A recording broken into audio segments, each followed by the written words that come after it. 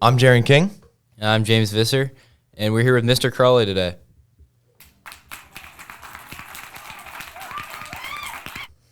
All right, Mr. Crawley. What inspired you to do the school news? Fun fact, when I was in high school, I started the school news at my high school. It was with a really old camera in some empty classroom. They just let me kind of run with it. And then when I was here, I used to be a special education teacher at the high school. And then when Mr. Wilson moved to Duncan Lake to start the STEM program, they needed a new teacher for TV production, so I switched over to do that. Nice. And why would you recommend that people take the news class and do the school news? I think it's just a good break in your day, right?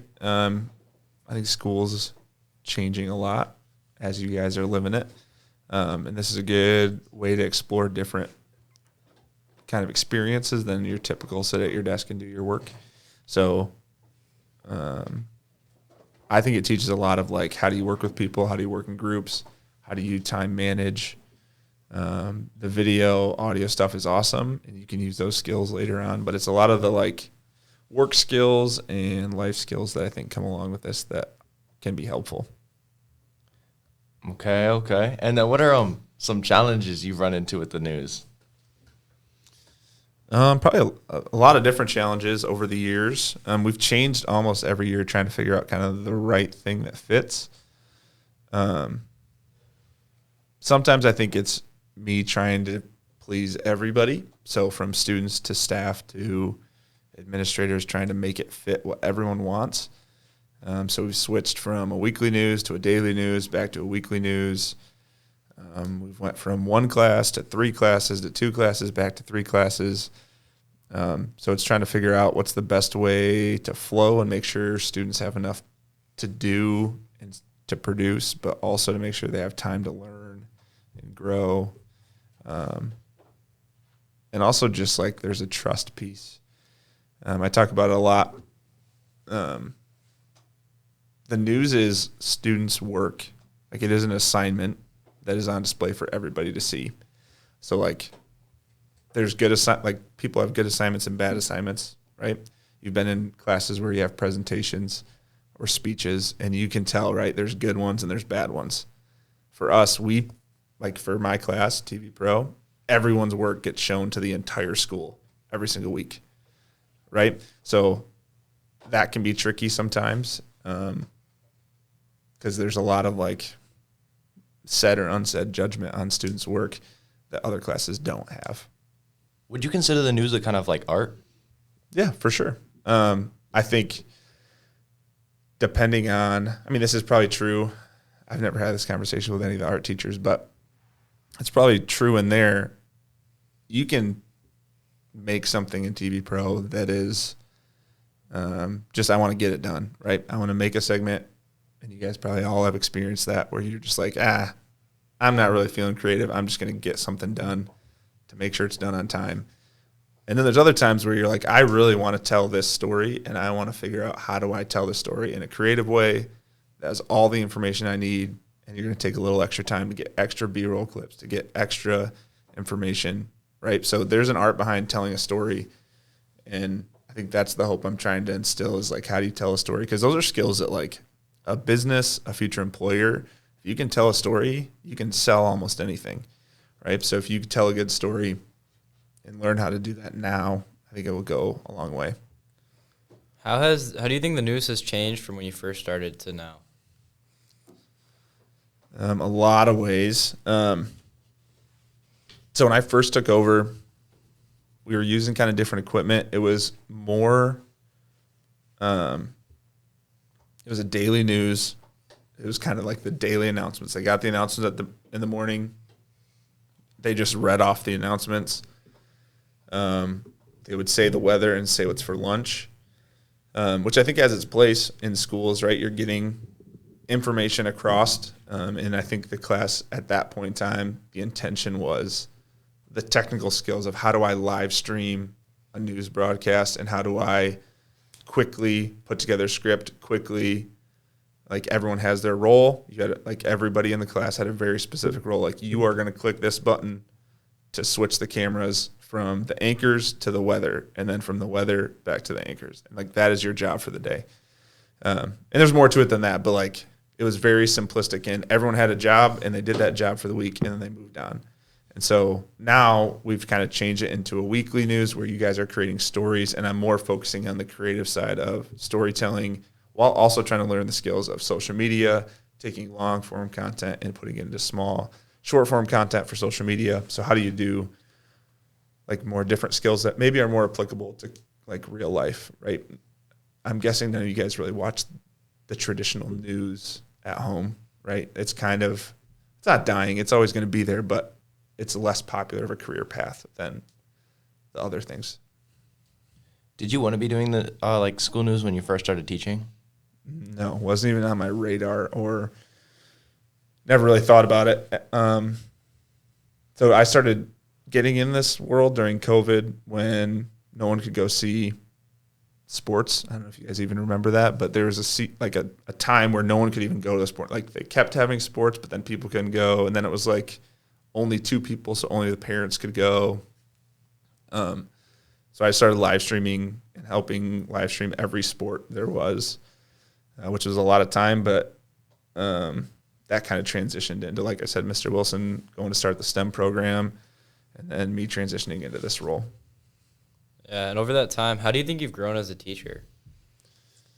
I think, so the first year I did this, it's still happening, but I'm changing the class each semester and trying to like make it to what's best for the school. What does the school need? And so I think the first semester I didn't really know what I was doing, right? I was like taking something that they'd done for 30 years. I don't know how long, probably about that long. And then trying to recreate it and completely do it different. And so I was learning alongside the kids. Now I have I have a pretty good idea of what I'm doing, like the structure of the class. I still tweak things each semester. I feel like I kind of know the direction I want to go and what skills. And I think I still have tons of areas to improve and all those things. But I think managing students in a class like this where they can kind of go wherever they want, in a sense, like if they tell me that they're going to go do a segment, I have to trust that they're going where they tell me they're going to go. And like, that's not always how high schoolers work, as you guys know, right? Like, I'm sure there's people in our class that go places they're not supposed to go, and then we have to have conversations. But like, that's a trust thing, and that's a skill that you guys have to learn for work. Like, you're gonna have a job someday where your boss is gonna trust that you're doing what you're supposed to be doing when you're doing it. So the hope is that like you start to learn those things and try to have accountability without being like a total jerk about it, to build that trust. If you don't mind me asking, you're also a math teacher, correct? Yep. How do you like balance being a math teacher and doing all the news like at the same time? That's actually probably the hardest part. So I'm in 2 completely different worlds, right? Math is super structured. I know what I'm doing every day. I have a good flow where I'm teaching at the front. We're doing group works. We're doing weekly assessments. It's kind of like we got our routines and schedules. This class, we kind of have routines, but it's way more every day could look a little bit different. Like right now, a lot of groups are way ahead leading up to spring break, which is awesome. But that means there's a little bit more downtime, which is fun in some ways and then frustrating in other ways, because then it's like, what are we doing right now? But I don't want to just cram in busy work right before spring break. So that leads to just a different feel than a math class where you're like, you kind of on a schedule, go. So I would rather, I think, be in one or the other, but that's just not the way scheduling works right now. So, and what advice would you give students who want to do like broadcasting in the future? So broadcasting as a whole, I mean, you guys watch enough stuff that like in sports broadcasting, there's definitely like you have a leg up if you were a professional athlete, right? But that doesn't mean it's not attainable. And there's so many jobs outside of even being the face. We were just at luncheon for the Michigan Association of Broadcasters, and we were just talking about like kind of the behind the scenes leadership roles that come. And we don't even really experience those a ton in our class, but there's so many more like director, producer roles that kind of shape the way a news or a sports show are made.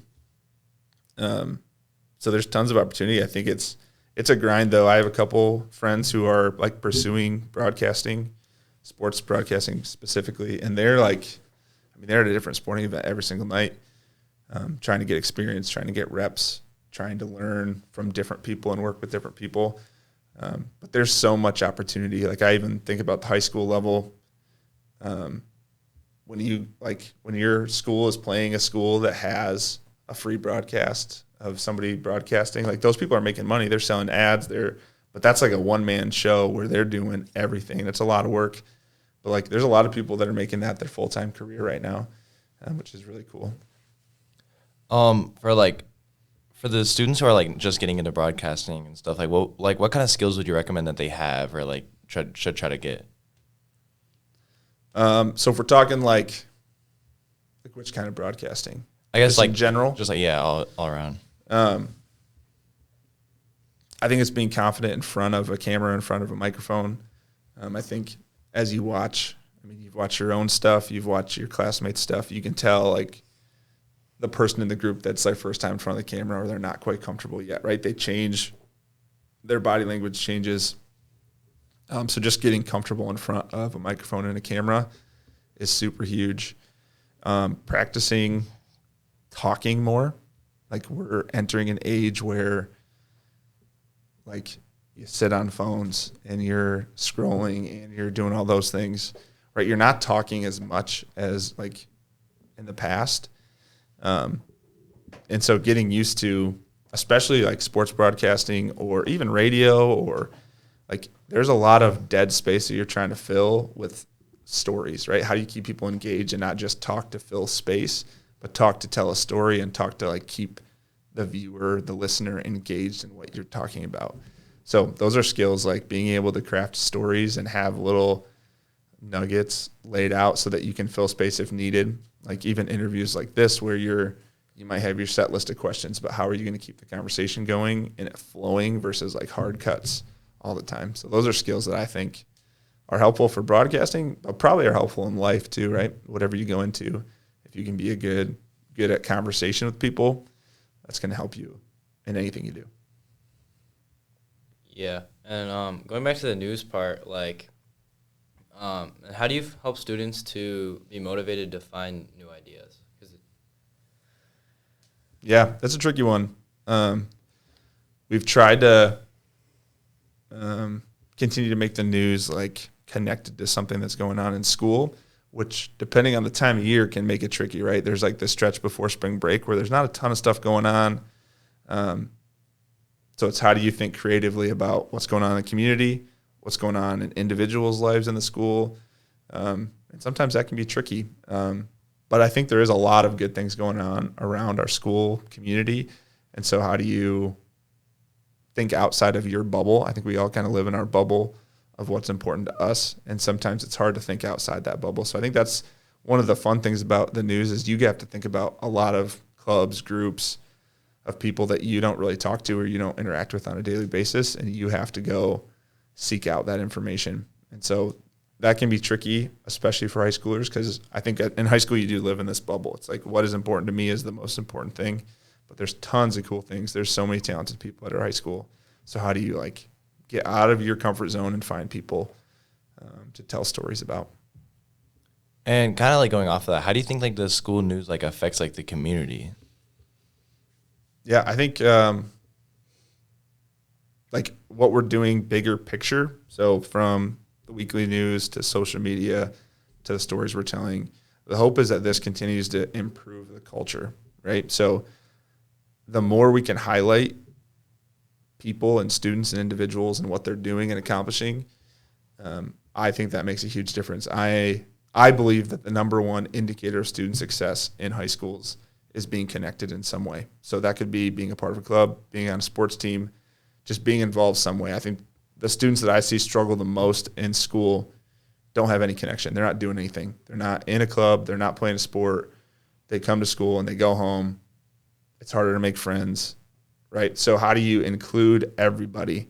How do you find all those people and get them involved, or highlight groups and organizations that maybe kids didn't know about and they might want to like join in on?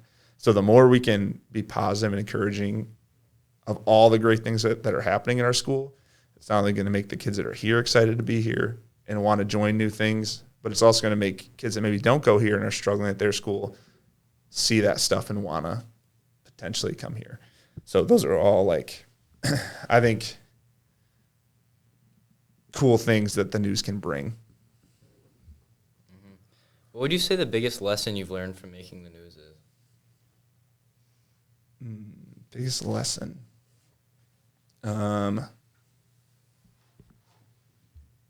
Probably that high school boys still have developing brains. They make really dumb decisions sometimes. It's probably one of them. So, again, I mean, I already talked about it, but having to trust the students are always going to do what's best. Like, school news for sure is the most stressful part of my job because there's so much being produced. Like, we're making a podcast right now. We're at, 16 minutes? So every week there's a group that's making a podcast between 15 and 30 minutes. So for me to proof every second of every segment before it gets posted is super hard, right? There's 3 classes, 2 classes of 4 groups each, a class of 11 different groups. So in total, over 20 groups, around 20 groups of students that are making multiple things every single week that I have to read, listen to, watch, and to like trust that like if I miss something, like I'm not going to miss something where somebody's trying to sneak something in there that's inappropriate or that. So like 99% of the time, everything's great and students are awesome, but there's times where people make bad decisions. So having to like have grace and be able to have conversations and make it all about learning and trying to grow from those experiences. For the students who do like the news, like what do you think they learn out of it? That's a good question for you guys. What do you think you learn? Personally, I've thought I've learned about how to be more comfortable around people I don't know. Like I've always like when I have to go interview someone, I don't know like who, like most of the time I don't know who they are or like what their background is or how they are around others or how they are on the camera. And I've always learned that everyone's different and how it is to like talk to them and just like make them comfortable being on the camera, make them comfortable talking to me. Yeah, it's a huge one. What do you think? I agree with that for sure, but also like time management, it's been good because you have your schedule like laid out for the whole semester. You have to figure out how to manage that, and not every class is that way. So it's like you actually have to figure out how long to spend making videos and then actually editing too. I didn't have any video editing experience before, and I think that's a pretty useful skill with a lot of social media now. Yeah, I'd agree. I think that's one of the things I like about giving the schedule for most of the semester. That's newer in like the last year. But it gives you like hey, I know I want to make a bigger segment and this is my idea. Like I know your group did this, right? You made one that you had some cool ideas for. You knew it was going to take you a couple weeks to get the whole thing done, so you scheduled it for farther out so you could make sure you got it exactly how you wanted it before. So you didn't have to rush it, right? So that's that time management. Like college, I don't know everyone's college experience, but I know my college, I had a lot of classes where I'd get a syllabus at the beginning, just like you get a syllabus now in high school, but it would have when every project and assignment was due for the entire semester. And some of my professors would never talk about due dates again the entire semester. You had that syllabus, it told you exactly when stuff was due. They might talk about the project here or there, but like you just had to know when it was due, when a draft was due, when a check-in was. Like they didn't talk about it in class. Like class in college was lecturing. Not every class, obviously, but like that was a big part of some of my classes is having to time manage and know, oh, I got 2 weeks to do that. I should probably start it and not wait till the night before. So.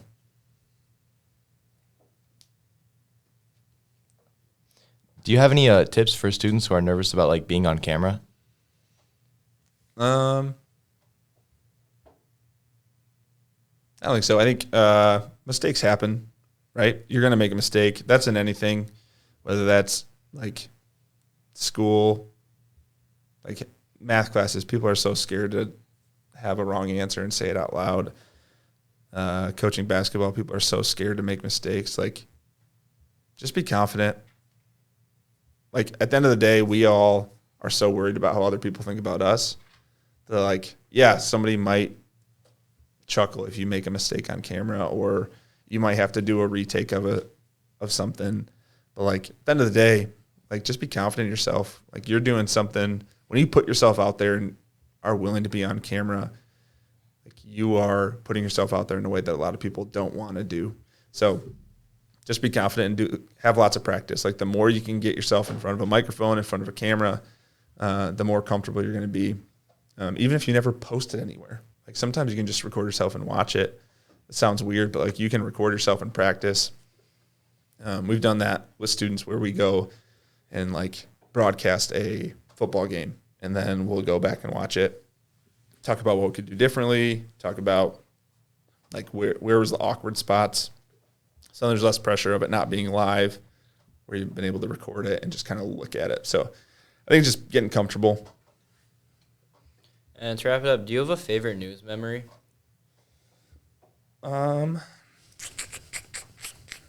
Favorite news memory. I think probably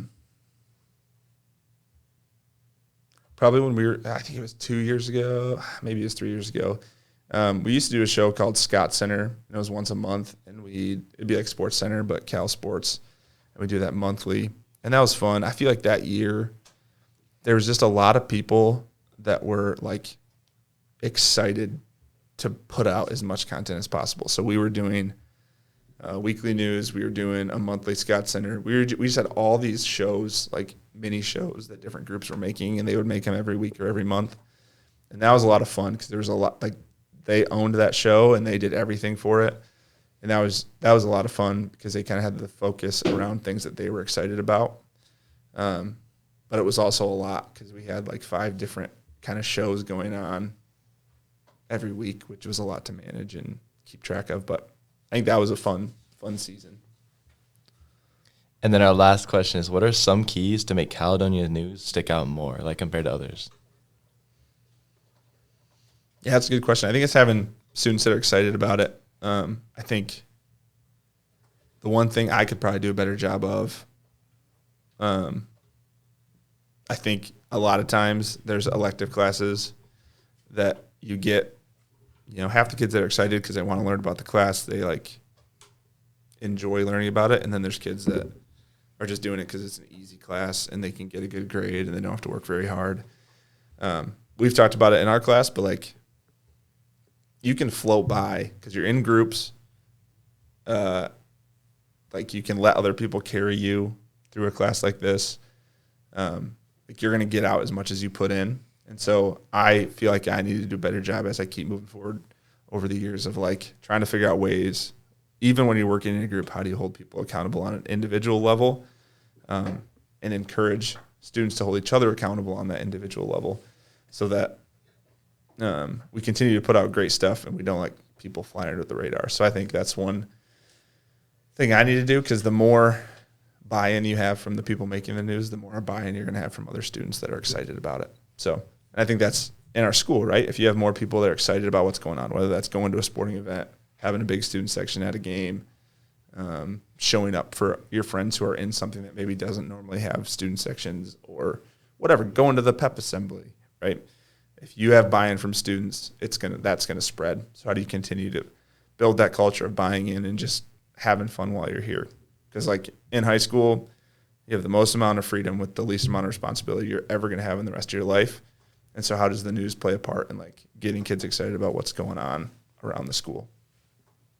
All right. Thank you, Mr. Crawley. Yeah, you got it.